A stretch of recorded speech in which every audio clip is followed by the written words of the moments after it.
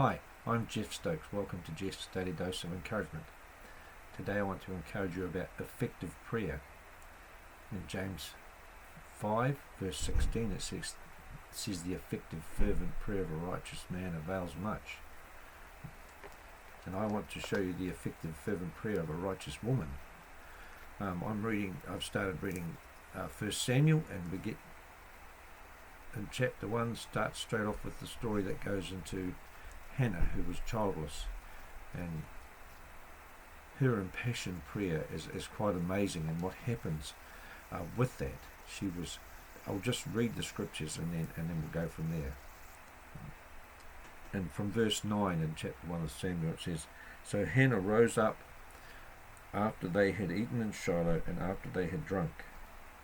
Now Eli the priest sat upon a seat by the post of the temple of the Lord, and she was bitter in soul, and prayed unto the Lord, and wept sore." She was in quite a distressed state. "And she vowed a vow, and said, O Lord of hosts, if you will indeed look on the affliction of your handmaid, and remember me, and not forget your handmaid, but will give unto your handmaid a man-child, then I'll give him unto the Lord all the days of his life, and there shall no razor come upon his head."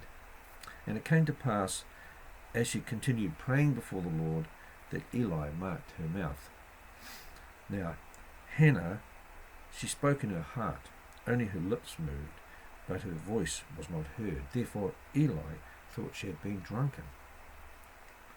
And Eli said to her, "How long will you be drunken? Put away your wine from you." And Hannah answered and said, "No, my Lord, I am a woman of sorrowful spirit. I have drunk neither wine nor strong drink, but I have poured out my soul before the Lord. Count not your handmaid for a daughter of Belial, for out of the abundance of my complaint and grief have I spoken thereunto, or have I spoken." Then Eli answered and said, now this is a really important piece too, because this is its agreement in prayer, and she really got agreement with this as well. "Go in peace, and the God of Israel grant you your petition that you have asked of him." And she said, "Let your handmaid find grace in your sight." So the woman went her way, and did eat, and her countenance was no more sad.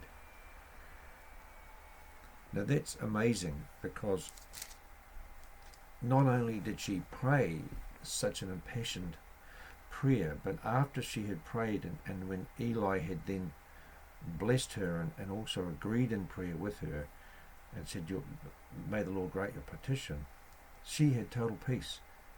And that's what the prayer of faith does. When you pray and you know God had answered, it's like she knew God had answered, and then she wasn't sad anymore.